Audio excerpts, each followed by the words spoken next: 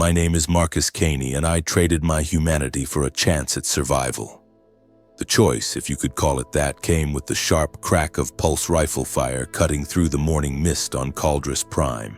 One moment I was Private Caney of the 47th Vostroyan Firstborn, Emperor protect us all. The next, I was kneeling in the mud with my hands behind my head while blue-skinned aliens decided whether I was worth keeping alive.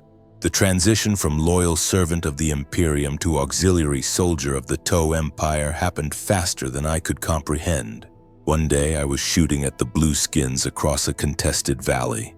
The next I was learning to pronounce words like Chasui and Montka, without getting my teeth kicked in by the other prisoners who adapted quicker than I did. But adaptation, I learned, is what separates the living from the dead when you find yourself on the wrong side of Imperial doctrine. The Caldrus campaign had been going badly for months before the final collapse. Our supply lines were stretched thin across 3 continents, and the Tau kept hitting our convoys with those damned crisis suits that could appear from nowhere, rain destruction for 90 seconds, then vanish back into the wilderness like they had never existed at all. Command kept telling us we were winning, that the alien invaders would be driven from Imperial soil within weeks.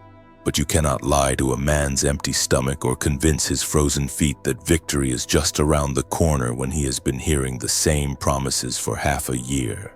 The 47th had been reduced from 3,000 men to maybe 800 effectives by the time the Tau launched their final push. We were dug in around Manufacturing Complex Delta 7, a collection of promethium refineries and chemical processing plants that represented one of the last strategic assets we held on the northern continent. The position was strong, with good fields of fire and prepared defensive works that should have held against anything short of a full Space Marine assault. But the Tau did not come at us the way the training manuals said they would. Instead of massed infantry charges or armored thrusts, they hit us with something worse than weapons. They hit us with doubt. For 3 days before the attack, their drones broadcast messages in perfect low Gothic, speaking directly to our fears and frustrations. They told us about the supply convoys that would never arrive, about the reinforcements that had been redirected to other sectors, about the evacuation ships that had already left orbit without us. They spoke of families we would never see again, of a war that could not be won, of an Imperium that had already written us off as acceptable losses. The commissar shot a dozen men for listening too closely to the alien propaganda, but you cannot execute doubt once it takes root in a regiment's soul. When the actual attack came, it was almost an afterthought. Pulse fire from concealment, crisis suits appearing on our flanks, Pathfinder teams calling down precise strikes on our command bunkers. The aliens fought with clinical efficiency, targeting our leaders and communication equipment while leaving escape routes open for common soldiers who showed no intention of fighting to the death. I was manning a heavy stubber position on the complex's eastern perimeter when a pulse blast turned Corporal Hendricks into a cloud of superheated vapor next to me. The shot had come from somewhere in the industrial maze beyond our wire, but I could see no muzzle flash, hear no sound of movement. Just the distinctive crack hiss of Tau energy weapons and the acrid smell of burned flesh and metal. That was when I realized I was alone in a position designed for a 5-man crew, surrounded by enemies I could not see, fighting for objectives that High Command had probably already abandoned. The choice should have been obvious. Die for the Emperor. Take as many aliens with me as possible. Earn a place in the Imperial martyrology alongside countless other forgotten heroes. But when I heard the voices of my squad mates calling for surrender from other positions, when I saw the futility of continuing a fight that was already lost, I found myself setting down my weapon and raising my hands above the sandbags. It was not courage that guided my decision or even cowardice. It was simple recognition that dead men serve no purpose, even dead heroes. The Tau who accepted my surrender was a fire warrior, though I would not learn that term until later. She approached with her pulse rifle trained on my center mass, her movements precise and economical. Her armor was a matte blue-gray that seemed to absorb light rather than reflect it. marked with white tactical symbols that meant nothing to me at the time. When she spoke, her voice was filtered through the helmet's communication system, giving it a mechanical quality that somehow made her words more unsettling than any amount of screaming or threats would have been. "Human soldier," she said in accented Gothic. "You choose to live. This choice carries obligations. Do you understand?" I nodded, though I had no idea what obligation she meant. At that point, I was focused entirely on the fact that she had not killed me immediately, that some possibility existed beyond the sudden violent death I had expected. The concept of obligation seemed manageable compared to the alternative of having my atoms scattered across a kilometer of industrial wasteland by pulse rifle fire. She gestured with her weapon toward a collection point where other surrendering guardsmen were being processed by TOW personnel. "Move. Hands visible. No sudden actions." The march to the collection point gave me my first real look at TOW military organization in action. They moved through our positions with mechanical precision, their squads coordinating without apparent communication, their objectives clearly defined and ruthlessly pursued. But what struck me most was their treatment of prisoners. There was no brutality, no casual violence, no attempt to humiliate or terrorize the defeated Imperial forces. They processed us with the same clinical efficiency they applied to everything else, sorting captives according to criteria that remained opaque to me. The collection point was a hastily established area in what had been our supply depot, surrounded by portable barriers and watched over by TOW fire warriors in their automated drone systems. About 60 Imperial personnel had gathered there, a mix of regular infantry, support staff, and a few junior officers who had survived the decapitation strikes that eliminated most of our command structure. Some were wounded, tended by TOW medical personnel whose care was efficient if impersonal. Others sat in small groups, their faces displaying the hollow expression of soldiers who had watched their entire world collapse in the space of a few hours. A TOW in more elaborate armor addressed us in Gothic that was stilted but understandable. His helmet was decorated with additional sensor equipment, and his movements carried the authority of command. When he spoke, the other aliens deferred to him with subtle shifts in posture that spoke of ingrained military hierarchy. "Imperial soldiers," he began, his artificial voice carrying easily across the collection area. "You have been defeated in honorable combat. Your choice to surrender demonstrates wisdom that your commanders lacked. You now face a decision that will determine the remainder of your existence." He paused, perhaps for dramatic effect, though it was difficult to read emotional cues from someone whose face remained hidden behind technological interfaces. "The TOW Empire offers you an opportunity to serve the greater good.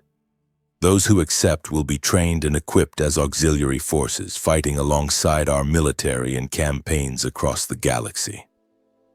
You will be fed, housed, and treated with the respect due to all who contribute to our cause. Those who refuse will be held as prisoners until this conflict concludes, then repatriated to Imperial space if circumstances permit." The choice seemed straightforward enough, though I suspected the reality would prove more complicated than his simple presentation suggested. Fight for the aliens or sit in a prison camp until the war ended, assuming it ever ended, assuming there would be anything left of Imperial space to return to when it did. Some of my fellow prisoners asked questions about pay, about communication with families, about the possibility of changing their minds later. The TOW officer answered each inquiry with patience that seemed genuine, though his responses often revealed how differently our species understood concepts like loyalty and obligation.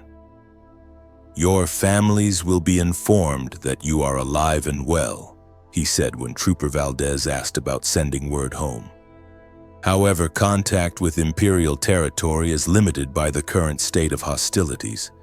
When peace is achieved, such communication will become possible." Peace. The word carried implications that made my stomach clench. These aliens spoke of peace with the Imperium as if it were an eventual certainty, something that would arrive through negotiation and mutual understanding rather than the complete destruction of one side or the other. But any Imperial citizen knew that there could be no peace with Xenos, no accommodation with alien influence, no compromise with creatures that existed outside the Emperor's protection. The Toe either did not understand this fundamental truth, or they possessed confidence in their ultimate victory that bordered on the supernatural. I raised my hand to ask a question of my own. What exactly does service in auxiliary forces entail? What would we be fighting for? The Toe commander turned his attention toward me, and I felt the weight of alien consideration pressing against my consciousness like a physical thing. You would fight for the expansion of the greater good, the philosophical principle that guides Toe civilization. All sentient species can contribute to this goal according to their abilities and inclinations. Humans possess qualities that complement Toe capabilities, making integrated military units more effective than either species operating alone. The answer told me nothing and everything simultaneously. These aliens had a grand vision of the galaxy's future, one that included humanity as junior partners rather than enemies to be exterminated. It was seductive in its way, this promise of purpose and meaning in a cosmos that seemed designed to grind individual lives into dust. But it also represented a betrayal of everything I had been taught to believe about duty, loyalty, and the proper relationship between humans and the alien creatures that threatened our species' survival. What happens if we serve faithfully for years and then want to return to Imperial space? Asked Sergeant Corrin, a squad leader whose unit had been overrun during the final assault. Are we prisoners forever? Or do we retain some choice in our own destinies? The Toe officer considered the question with the same careful attention he had given all the others. Service to the greater good is rewarded with increasing trust and responsibility. Auxiliary personnel who prove their commitment may eventually be granted citizenship within the Toe Empire, with all the rights and privileges that status entails. Return to Imperial space would be possible for those who desire it, though we believe few who experience the benefits of our society choose to leave. Citizenship. The concept struck me like a physical blow, carrying implications that reached far beyond simple military service. These aliens were not just recruiting soldiers, they were offering membership in their civilization. They spoke of rights and privileges as if humans could become something other than subjects or slaves, as if we possessed inherent worth that transcended our utility as fighting units. It was a perspective so alien to Imperial doctrine that I struggled to process its meaning. The deadline for decision was sunset, giving us several hours to consider our options and discuss them among ourselves. The conversations that followed revealed the fundamental divisions that existed within any group of Imperial citizens when faced with impossible choices. Some men spoke of duty and loyalty, of oaths sworn before the Emperor's altar that could never be broken regardless of circumstances. Others focused on practical considerations, weighing the certainty of prison camp conditions against the unknown risks of alien military service. A few seemed drawn to the philosophical implications of the Toe offer, intrigued by concepts like the greater good that promised meaning beyond simple survival. I found myself torn between competing impulses that reflected my entire upbringing on an Imperial world. The rational part of my mind recognized that death in a prison camp served no useful purpose, that my survival might eventually serve the Imperium's interests if circumstances changed. But another part, the part shaped by decades of religious indoctrination and military conditioning, recoiled from the very idea of cooperation with Xenos forces. To serve aliens willingly was to commit heresy of the deepest kind, to reject the fundamental truth of human superiority and the Emperor's divine will. The discussion continued as the sun moved across the sky, casting long shadows through the ruins of our defensive positions. Groups formed and reformed as arguments were made and countered, as practical considerations warred with ideological commitments.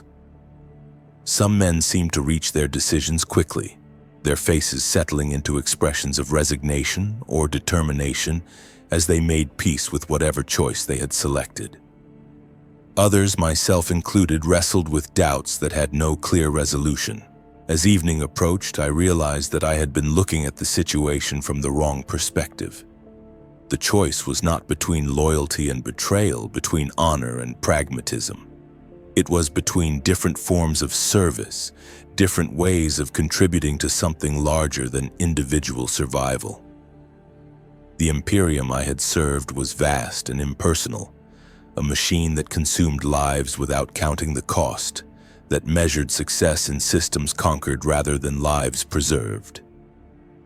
The TOE offered something different, a cause that claimed to value the contributions of all species rather than just the dominant one. When the TOE commander called for our decisions, I stepped forward with about half of the surviving prisoners. The others remained seated, their choice made through inaction as much as deliberate decision.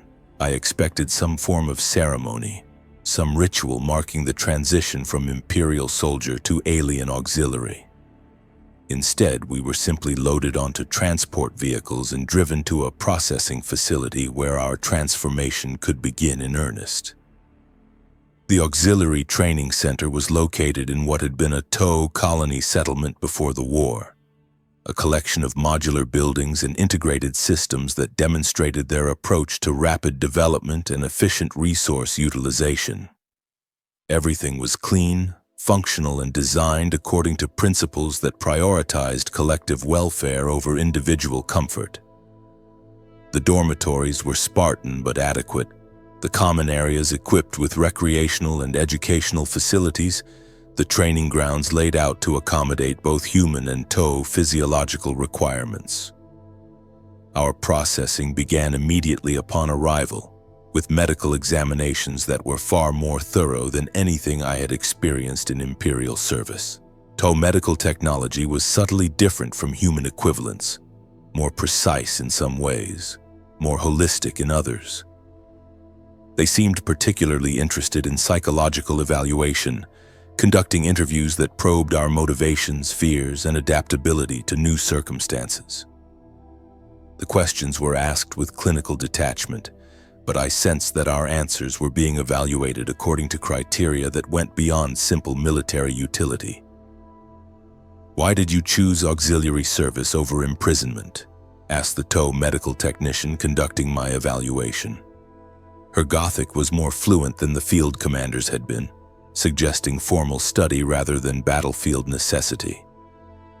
I considered the question carefully, aware that my response might determine my future assignment within their military structure.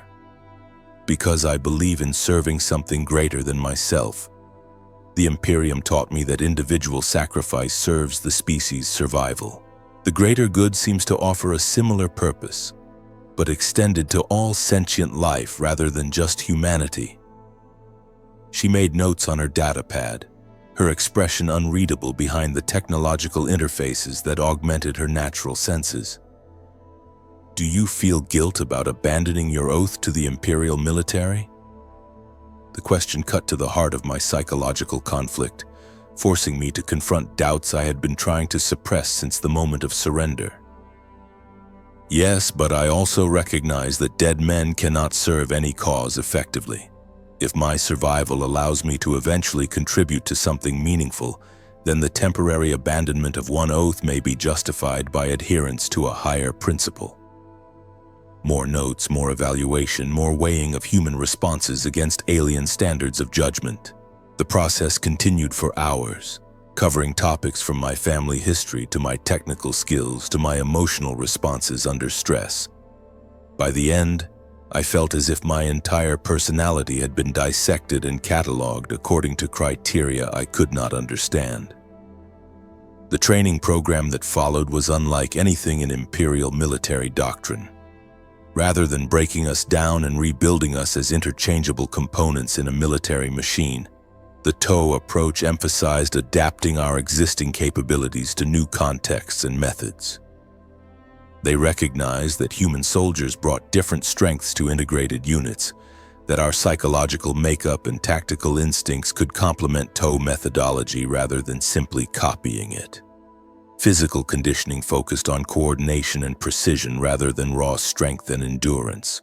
We learned to move with TOE units across different terrain types, to coordinate our actions with alien squad mates whose thought processes followed patterns different from human norms.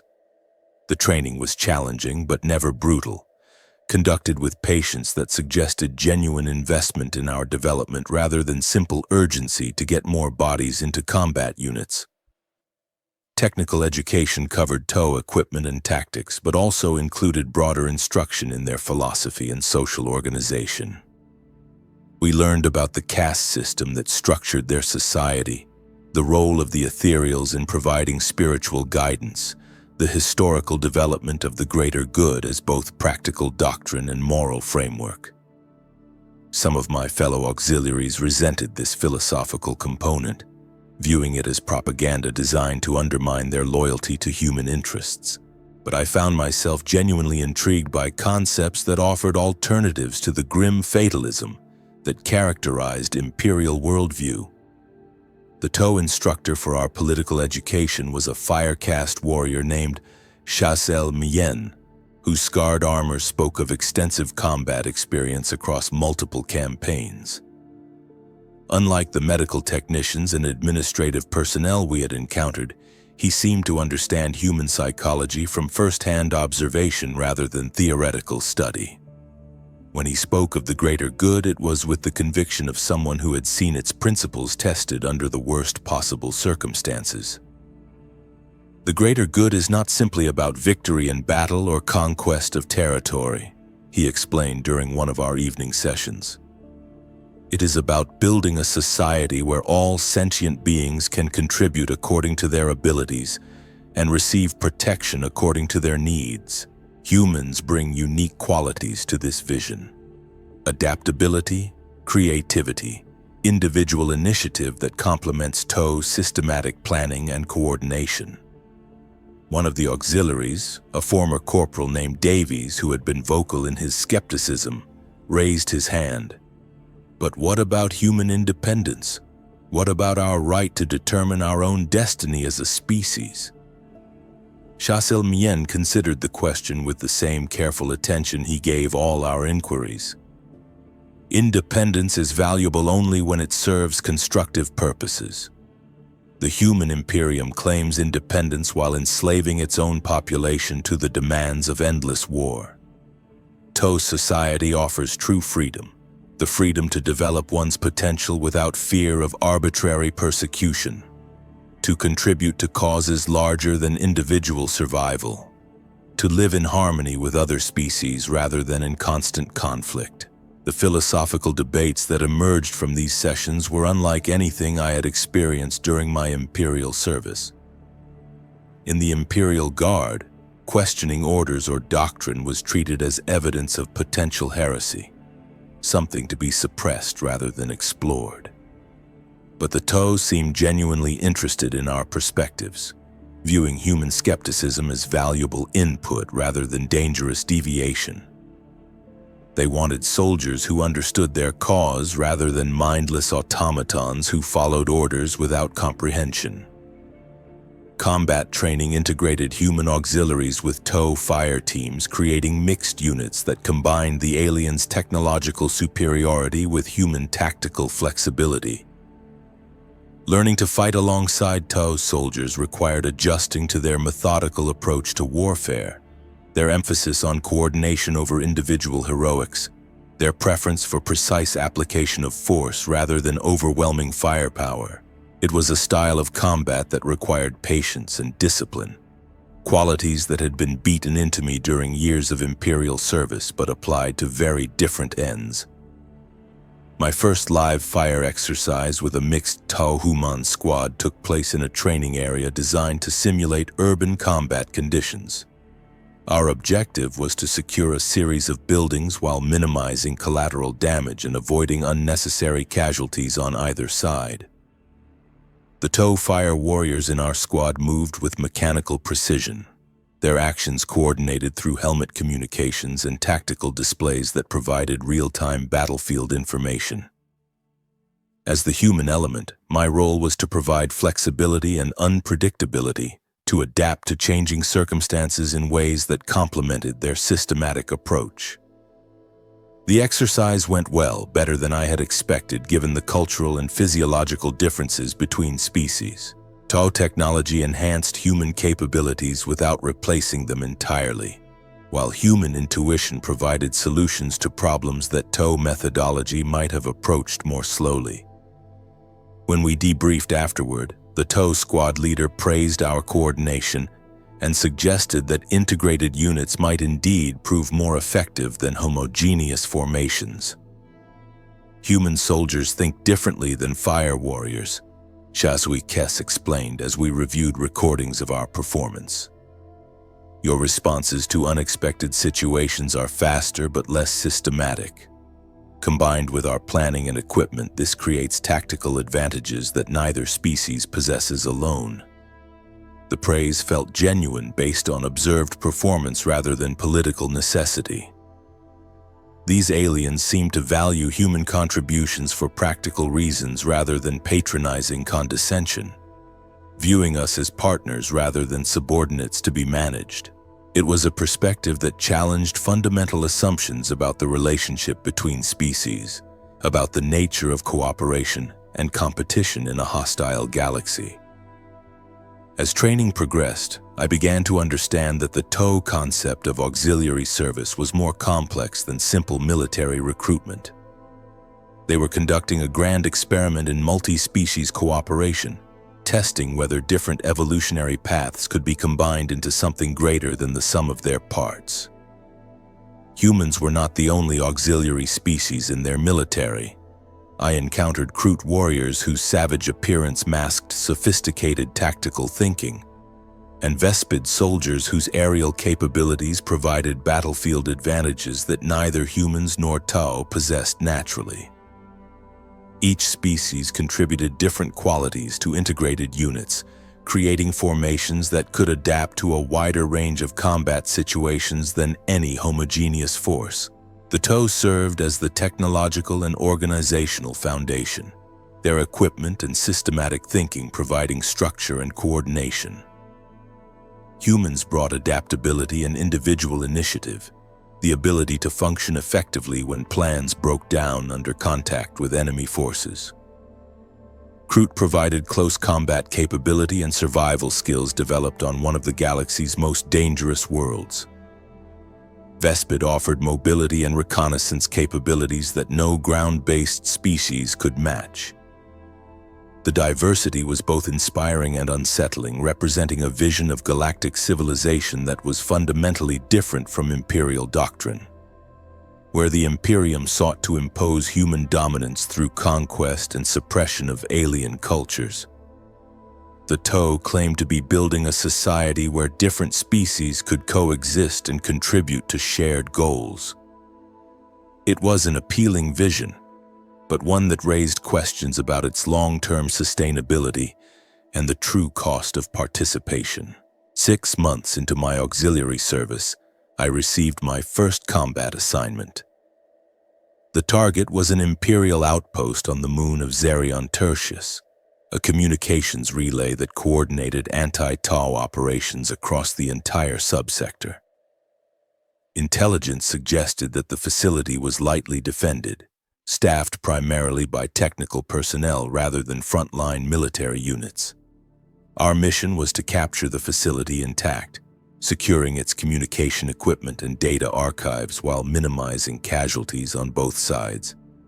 The assault force consisted of 3 mixed squads, each combining TOW fire warriors with human auxiliaries and specialist troops from other species. My squad included 2 other humans, 4 TOW, and a Kroot tracker whose role was to identify Imperial patrol patterns and provide early warning of enemy movements. The plan called for a precision strike that would neutralize defensive systems before the garrison could mount effective resistance or destroy sensitive equipment. Standing in the transport compartment as we approached the target, I found myself considering what I was about to do. In a few hours, I would be fighting against Imperial forces, shooting at soldiers who might have served alongside me in different circumstances. They would view me as a traitor, a human who had betrayed his own species for alien masters. From their perspective, they would be absolutely correct. Nothing could change the fact that I was about to take up arms against the Imperium that had trained me, fed me, and given my life purpose for more than a decade. But purpose, I had learned, was more complex than simple loyalty to institutions or abstractions. The Imperial outpost we were attacking served a war machine that consumed human lives by the billion, that treated individual soldiers as expendable resources in an endless campaign of conquest and control. The TOE offered an alternative, a vision of the galaxy where different species could coexist and contribute to shared prosperity rather than constant conflict. If that vision required fighting against my former comrades, then perhaps the cost was justified by the potential benefits. The assault began with TOE drone strikes against the outpost's defensive positions, precisely targeted explosions that disabled weapon emplacements without causing structural damage to the main facilities. Human auxiliaries moved through the resulting confusion to secure secondary objectives while TOE fire teams advanced on the primary targets. The coordination was flawless, each element of the attack force executing their assigned tasks with mechanical precision while remaining flexible enough to adapt to unexpected developments. My role was to secure the communications center and prevent Imperial personnel from destroying sensitive equipment. The facility's defenders were technical specialists and security guards rather than frontline troops, but they fought with the desperate courage of Imperial citizens who understood the stakes involved. They knew what capture would mean, what interrogation by alien forces might reveal about Imperial operations across the sector. Some chose to fight to the death rather than surrender, their sacrifice buying time for others to complete data purges or send warning messages to higher command levels. I killed 3 Imperial personnel during the assault, shooting them down as they attempted to reach the communication equipment that was our primary objective. Each death was necessary for mission success, each target eliminated to prevent greater casualties later. But necessity did not make the killing easier, did not reduce the weight of taking lives that belonged to people who had once been my comrades in arms.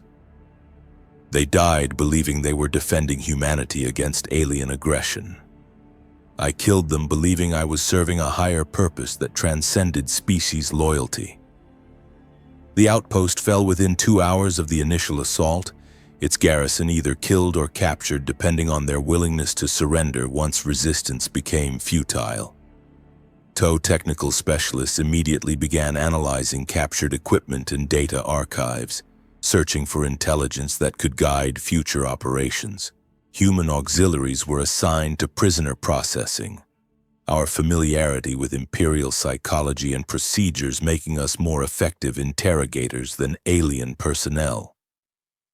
The prisoners were processed with the same clinical efficiency that had characterized my own capture months earlier. Medical attention for the wounded, psychological evaluation to identify potential auxiliary recruits, careful cataloging of personnel records and technical specialties. Some of the captured Imperials responded to our questions with rage and defiance, viewing us as traitors worthy only of contempt. Others seemed genuinely curious about our motivations, wondering what could drive human beings to serve alien masters against their own kind. "Why?" asked technical specialist Hendren, a communications expert whose cooperation was essential for extracting maximum intelligence from the captured equipment. "What did they promise you that was worth betraying everything you were taught to believe?" The question deserved an honest answer, though I doubted he would accept my reasoning as valid. They promised me a chance to serve something greater than endless war. The Imperium consumes human lives to feed a military machine that cannot achieve victory, only temporary delays of inevitable defeat. The TOE offer a different path, one that values life and seeks to build rather than merely destroy. He stared at me with the expression of someone confronting an incomprehensible moral failure. The Emperor protects auxiliary. Your alien masters may promise peace, but they offer only slavery dressed in appealing words. When they tire of human usefulness, when we have served their purposes, we will be discarded like broken tools. His words carried the ring of absolute conviction, the certainty of someone whose faith remained unshaken despite evidence that might challenge core assumptions. I envied him that certainty even as I recognized its limitations. The Imperium he believed in was as much a construction of faith as fact, a vision of human destiny that required ignoring the daily realities of oppression and suffering that characterized life under imperial rule. But faith, however misplaced, provided meaning and purpose in a way that rational calculation could not match. The interrogation continued for several days as TOW intelligence specialists worked to extract maximum information from captured personnel and equipment. Some prisoners proved more cooperative than others, their willingness to answer questions influenced by their assessment of how their treatment compared to Imperial standard procedures for captured enemy personnel. The TOW approach was patient and methodical rather than brutal, designed to encourage cooperation through reasonable treatment rather than fear of consequences. During quiet moments between formal interrogation sessions, I found myself engaging in conversations with the prisoners that revealed the complexity of human responses to impossible circumstances. Some maintained absolute loyalty to Imperial doctrine despite their capture, viewing any cooperation with alien forces as unforgivable betrayal. Others began to question assumptions they had never previously examined, wondering whether the enemy they had been taught to hate might offer alternatives to the grim realities of Imperial military service. Technical specialist Hendren proved to be one of the questioners, his technical background providing him with analytical skills that he applied to evaluating TOW claims and promises. Over several conversations, he moved from absolute rejection of alien influence to cautious inquiry about the practical implications of auxiliary service. His questions were precise and skeptical, designed to identify contradictions or hidden costs rather than to seek reassurance about decisions already made. Assuming your greater good is not simply propaganda designed to secure human cooperation, he said during one of our discussions. How do you address the fundamental incompatibility between human and TOW evolutionary psychology? We are predators who evolved through competition and conflict. They appear to be more cooperative by nature. Can such different species truly coexist as equals, or does one inevitably dominate the other? The question struck at one of my own deepest concerns about TOW society, a worry that had grown stronger as I learned more about their social organization and long-term goals. The TOW claimed to value diversity and multi-species cooperation, but their caste system suggested that hierarchy and specialization were fundamental to their worldview. Humans might be accepted as allies and partners, but would we always remain junior members of a civilization designed by and for a different species? I think the answer depends on whether equality requires identical treatment or simply fair treatment, I replied after considering his question carefully. Humans and TOW bring different capabilities to shared endeavors. True equality might mean each species contributing according to their strengths rather than being forced into identical roles regardless of natural aptitudes. He nodded, though I could see continued skepticism in his expression. But who decides what constitutes natural aptitudes? Who determines which roles are appropriate for each species? If those decisions are made by TOW leadership according to TOW criteria, then human equality becomes dependent on alien judgment of human worth. The conversation continued long into the night, covering philosophical territory that Imperial education had never prepared me to navigate. Hendren's questions forced me to examine assumptions about TOW society that I had accepted without sufficient critical analysis. to consider potential problems that optimistic presentations of the greater good might not adequately address. By morning, I was less certain about my choices and more aware of the complexities involved in multi-species cooperation. 3 days after the outpost fell, a tow transport arrived to evacuate captured personnel and equipment to processing facilities in the rear areas. Most of the Imperial prisoners would be offered the same choice I had faced months earlier: auxiliary service or internment until the war's conclusion. A few, those whose technical specialties made them particularly valuable, would receive additional inducements to cooperate, including improved living conditions and opportunities for advancement within TOW administrative structures.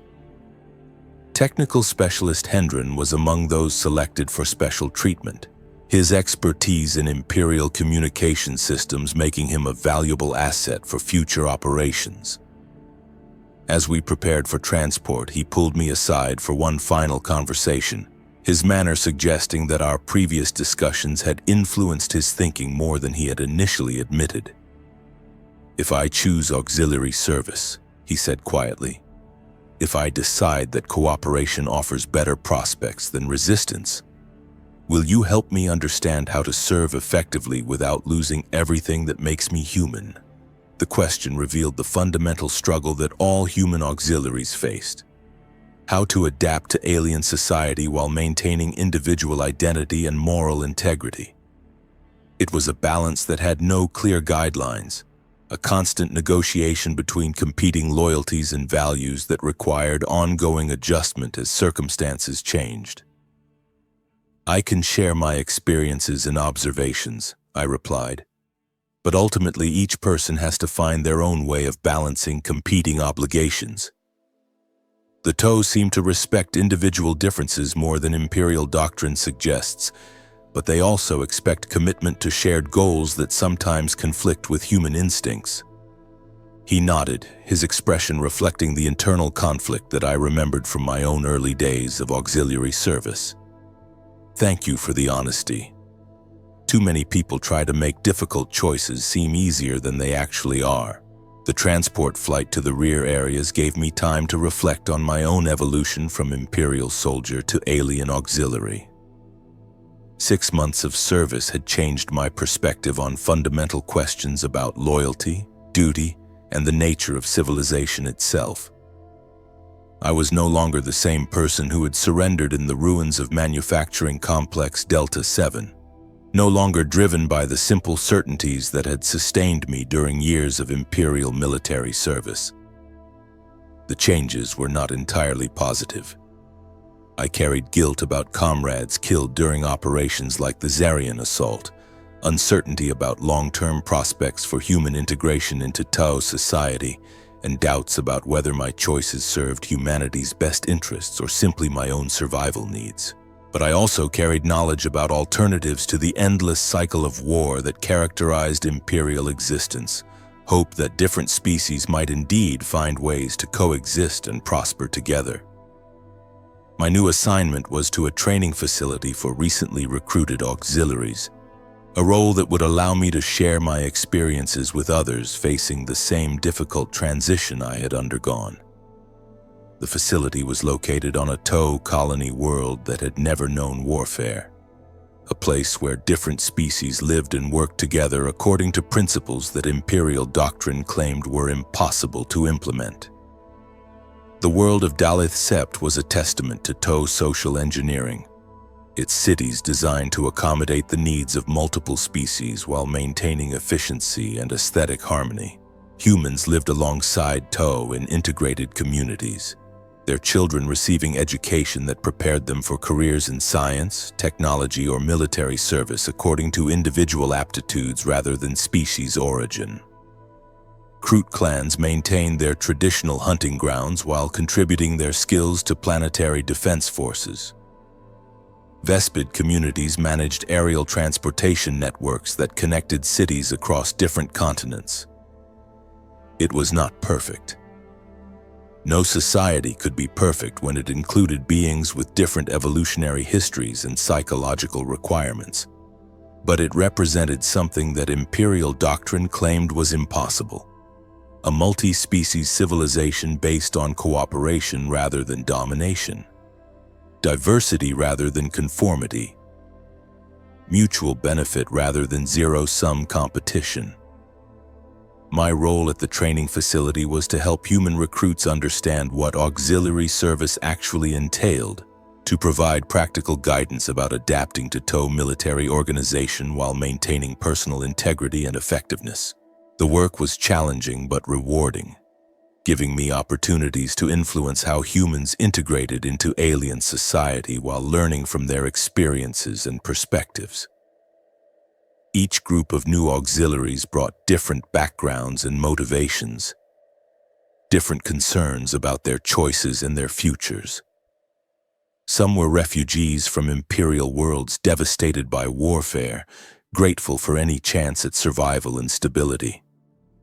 Others were prisoners of war like myself, struggling to balance competing loyalties while adapting to radically changed circumstances. A few were volunteers who had actively chosen to join TOW forces after learning about alternatives to Imperial rule. The volunteers were particularly interesting to work with because their decisions had been made from positions of relative freedom rather than desperation. They offered insights into human responses to TOW philosophy that were not contaminated by trauma or immediate survival needs. Their questions and observations often revealed aspects of greater good ideology that prisoners or refugees might not have the luxury of examining carefully. What happens to human culture under TOW rule?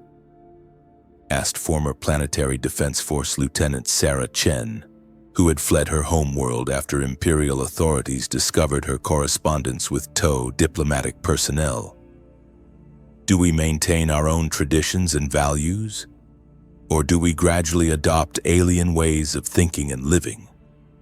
The question touched on one of my deepest concerns about long-term auxiliary service, something I had been observing in my own psychological development over the past year. TOW society seems to value diversity as a source of strength rather than a threat to stability, I replied, but integration inevitably involves change on both sides. Humans influence TOW thinking and practices, while TOW philosophy and organization influence human behavior and values. She nodded thoughtfully.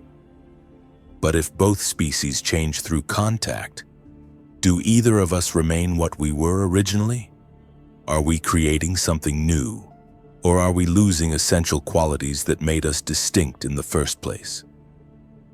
The philosophical implications were staggering, reaching far beyond questions of military service or political allegiance to fundamental issues of identity and cultural survival. If humans could indeed be integrated into TOW civilization successfully, what would that mean for human nature itself? Would we remain recognizably human after generations of multi-species cooperation, or would we evolve into something entirely new? My work at the training facility continued for 2 years, during which I processed hundreds of new auxiliary recruits and observed the gradual evolution of TOW military doctrine to incorporate human capabilities more effectively. The war against the Imperium continued, but its character changed as more human worlds chose negotiation over resistance, as TOW forces demonstrated that occupation need not mean oppression or cultural destruction. Some Imperial worlds fought to the last man rather than accept alien rule, their populations choosing death over submission to Xeno's influence. Others surrendered after brief token resistance, their leadership calculating that cooperation offered better prospects for their citizens' welfare than futile defiance. A few actively welcomed TOW forces as liberators from Imperial tyranny, their populations having suffered enough under the Imperium's crushing demands to view alien rule as preferable to human oppression. The variety of responses revealed the complexity of human attitudes toward authority and change. The reality that Imperial unity was more propaganda than fact. When presented with alternatives to endless war and grinding poverty, many human populations proved surprisingly receptive to Toh promises of stability and prosperity. But others remained absolutely committed to imperial doctrine, viewing any compromise with alien forces as spiritual contamination worthy of martyrdom. My perspective on these developments was complicated by my position between two civilizations, belonging fully to neither but influenced by both. I understood imperial fears about cultural contamination and species purity, having grown up with those beliefs myself. But I also saw the daily reality of Toh society, the practical benefits of multi-species cooperation that imperial doctrine refused to acknowledge might be possible. The contradiction became particularly acute when I received word that my home world of Vostroyan Prime had fallen to Toh forces after a brief but savage campaign. The planet's famous regiments had fought with typical imperial determination, choosing death over surrender in battles that left entire cities in ruins. But civilian populations caught between the opposing forces had suffered catastrophically, their homes destroyed by artillery bombardments and their families scattered by military operations that treated human life as acceptable collateral damage. Reading the casualty reports, I wondered if my family had survived the fighting. My parents were too old for military service, but they lived in a manufacturing district that would have been strategically important to both sides. My younger sister had joined the Planetary Defense Forces as a communications specialist, exactly the sort of target that Toh forces prioritized during their systematic dismantling of Imperial command structures. The uncertainty was worse than definitive knowledge of their deaths would have been. I requested permission to serve with relief operations on Vostroyan Prime, hoping to locate surviving family members while contributing to the pacification and reconstruction efforts that followed Toh occupation. The request was approved, perhaps because my local knowledge and cultural familiarity would make me useful for liaison work with the conquered population. The transport to Vostroyan Prime took me through several Toh-controlled systems, each representing a different stage of integration into the expanding empire. Some worlds still showed signs of recent conflict, their infrastructure damaged by warfare but undergoing rapid repair according to Tau engineering principles. Others had been under alien administration for years, their populations adapted to new social and economic systems that emphasized cooperation over competition. The changes were most visible in the younger generations, children who had grown up under Toh rule and received education that emphasized multi-species cooperation as a natural and beneficial arrangement. They seemed genuinely comfortable with alien authority, viewing Toh officials as legitimate representatives of government rather than foreign occupiers. Their parents often remained more skeptical, but practical benefits of improved living standards and reduced military conscription made resistance seem less urgent than simple adaptation. Vostroyan Prime itself was a world in transition, its famous military traditions shattered by defeat but its population struggling to adapt to radically changed circumstances. The capital city showed clear signs of battle damage, with entire districts reduced to rubble by the final Imperial counterattack that had tried unsuccessfully to drive out Toh occupation forces. But reconstruction was proceeding rapidly according to Toh urban planning principles that emphasized efficiency and integrated services over the monumental architecture that had characterized Imperial city design. My assignment was to assist with population processing operations, helping to identify individuals whose skills or knowledge made them valuable for auxiliary service while facilitating the integration of civilian populations into Toh administrative structures. The work required careful balance between Toh efficiency requirements and human psychological needs, helping people adapt to alien rule without losing their sense of identity or purpose. The refugee processing center where I worked was established in what had been a military academy. Its training facilities converted to dormitories and administrative offices for displaced civilians. Thousands of Vostroyan citizens pass through the facility each day, their futures determined by interviews and evaluations that assess their potential contributions to TOE society. Some were assigned to reconstruction projects that would rebuild their world according to new principles. Others were selected for relocation to established colonies where their skills could be utilized more effectively.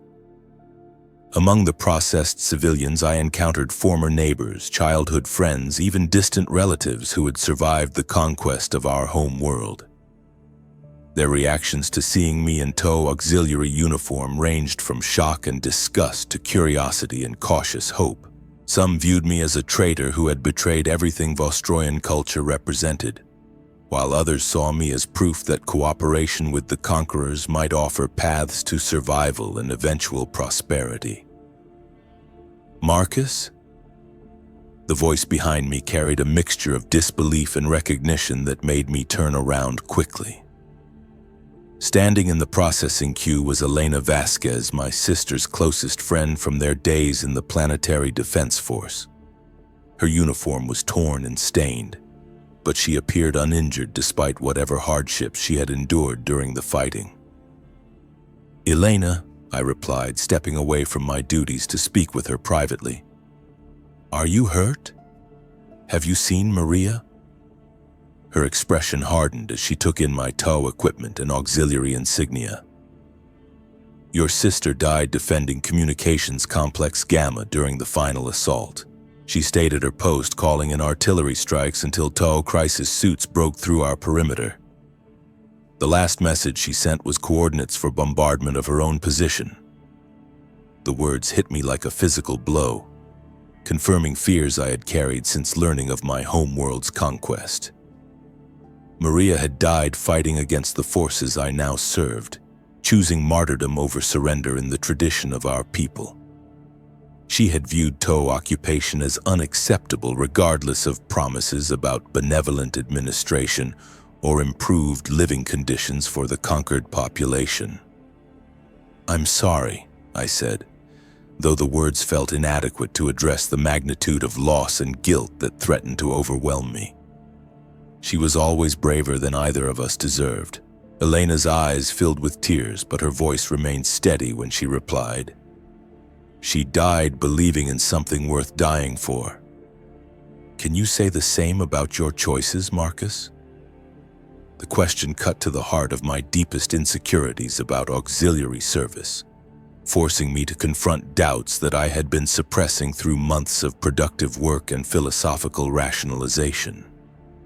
Had I truly chosen a higher path of service to the greater good, or had I simply taken the easy route of collaboration with conquerors?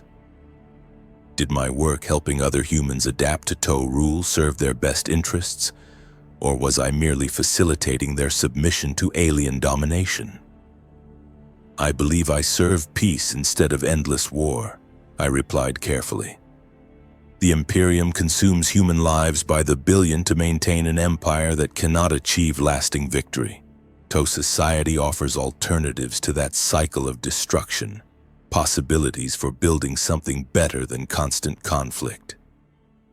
She studied my face with the analytical intensity that had made her an effective communications specialist. "And if those alternatives require abandoning everything that makes us human? If the price of peace is cultural extinction and absorption into an alien civilization that values us only as useful tools?" The conversation was interrupted by my TOE supervisor, Shasui Kaoyon, who approached with the measured gait that indicated business requiring immediate attention. His presence reminded me that personal conversations had to be balanced against duty requirements, that my role in the processing operation served purposes larger than individual emotional needs. "Auxiliary Caney," he said in his precisely modulated Gothic, "we have identified several technical specialists requiring individual evaluation.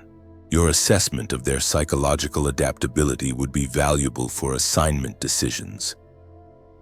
I nodded acknowledgement while glancing back at Elena, whose expression had shifted from grief to careful calculation as she observed my interaction with alien authority. I'll be there immediately, Shasui. Just completing preliminary screening of this personnel file. After he departed, Elena's manner became more businesslike, as if she had reached some internal decision about how to handle our encounter. I need to know something, Marcus.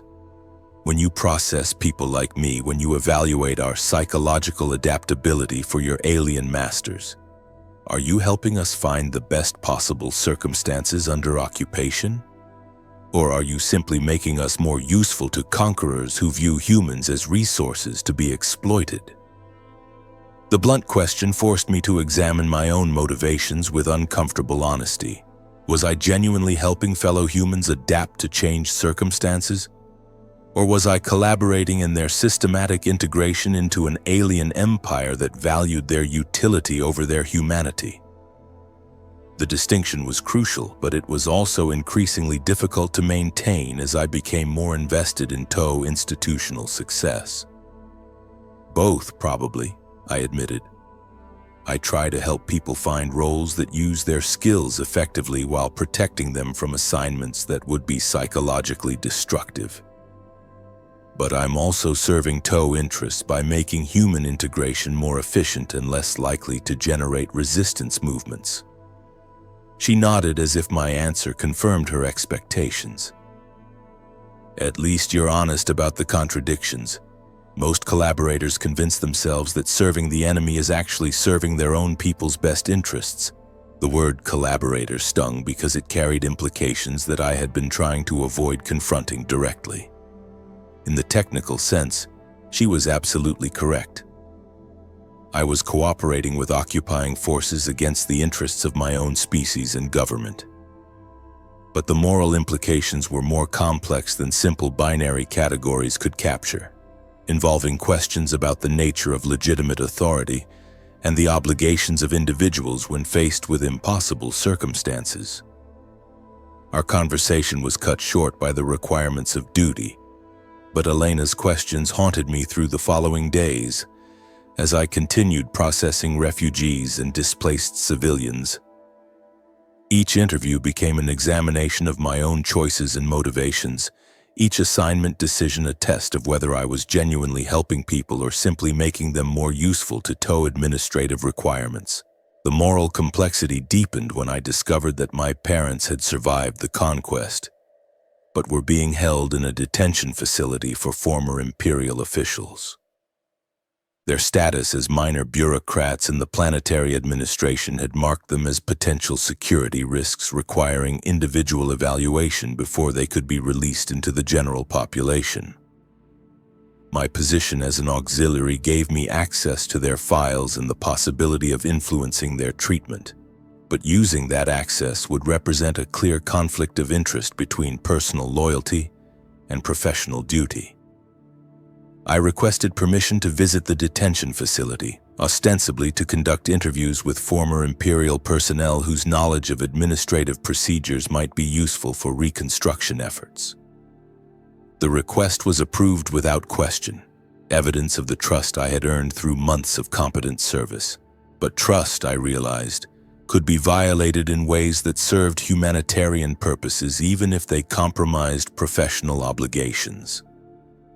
The detention facility was operated according to TOE standards for prisoner treatment, emphasizing rehabilitation over punishment while maintaining security adequate to prevent organized resistance activities.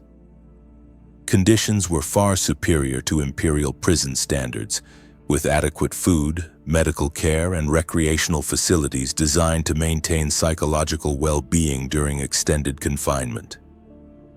But it was still imprisonment, still separation from families and communities that had shaped the detainees' entire lives. My parents had aged significantly during the months since the conquest, their faces carrying the weight of loss and uncertainty that characterized most displaced Imperial officials. They had spent their entire adult lives serving an administrative system that no longer existed, their skills and knowledge suddenly irrelevant to the new order being established around them. When they saw me approaching in TOE auxiliary uniform, their expressions reflected a complex mixture of relief, disappointment, and confusion that made conversation extremely difficult. "Marcus," my father said quietly, his voice carrying none of the authority that had characterized his interactions with subordinates during his career as a taxation assessor. "We heard rumors that you had been captured, but we didn't know what had happened after that." "I chose auxiliary service over imprisonment," I replied, aware of how inadequate that explanation was for the magnitude of change it represented. The TOW offered opportunities to continue serving something larger than individual survival, even if that service took forms we hadn't previously considered. My mother's reaction was more emotional, tears streaming down her face as she reached out to touch my arm through the visiting area's security barrier. "You're alive. That's all that matters to us now. Everything else can be rebuilt or replaced, but family cannot be recovered once it's lost." The conversation that followed covered topics that ranged from practical concerns about their treatment and prospects for release to deeper questions about the meaning and implications of my choices. They listened to my explanations about TOW society and the greater good with the careful attention of people trying to understand a world that had become completely foreign to their experience. But their questions revealed assumptions and values that had been shaped by decades of imperial indoctrination, perspectives that made genuine comprehension of alien philosophy extremely difficult. "Do you truly believe these aliens care about human welfare?" my father asked. "Or are they simply more sophisticated in their methods of exploitation than previous conquerors?" The question forced me to examine my own beliefs about TOW motivations with critical honesty. Did I accept their stated commitment to multi-species cooperation because evidence supported that conclusion, or because accepting it made my own choices psychologically tolerable? How could I distinguish between genuine benevolence and manipulation designed to secure compliance? "I think they care about stability and productivity more than human welfare specifically," I replied after careful consideration. "But their methods for achieving those goals seem to recognize that human welfare and productivity are linked in ways that pure exploitation cannot sustain over time. Whether that represents genuine concern or sophisticated self-interest may be less important than its practical effects on how people are treated." The distinction seemed to satisfy neither of us completely, but it reflected the complexity of moral evaluation when dealing with systems that defied simple categorization as good or evil. The TOW were neither saviors nor demons, but something more difficult to assess. Aliens with their own agenda who claim to offer benefits that might justify the costs of cooperation. My visit to the detention facility had consequences beyond personal comfort about my family's welfare. Several of the former Imperial officials I interviewed proved to possess knowledge and skills that could be valuable for TOW administrative operations, but their psychological profiles suggested that forced cooperation would be counterproductive. Instead, I recommended that they be offered genuine choices about their futures, including opportunities to contribute to reconstruction efforts, without requiring them to abandon their fundamental beliefs about proper governance and social organization. The recommendations were accepted and implemented, resulting in the release of about 50 former officials, including my parents. They were assigned to advisory roles in civil administration, where their experience with imperial bureaucratic procedures could guide the establishment of more efficient systems under TOW oversight. The work allowed them to maintain dignity and purpose while contributing to the stabilization of their conquered world. But the success of this approach raised questions about its sustainability and broader applicability. Could TOW society truly accommodate significant numbers of humans who maintained loyalty to imperial values and refused to embrace greater good philosophy? Or would such accommodation prove temporary, lasting only until alien administrators decided that continued toleration of dissent was more costly than its suppression? These concerns became more pressing as my assignment on Vostroyan Prime neared completion, and I prepared for reassignment to active military operations. The war against the Imperium was entering a new phase as TOE expansion encountered more determined resistance from Space Marine chapters and other elite Imperial forces. Human auxiliaries would play increasingly important roles in these campaigns, their knowledge of Imperial tactics and psychology making them valuable assets for operations that required understanding enemy behavior and motivation. My new assignment was to the 15th Integrated Battle Group, a formation that combined TOE fire warriors with human auxiliaries and other allied species in a flexible command structure designed to maximize the advantages of multi-species cooperation.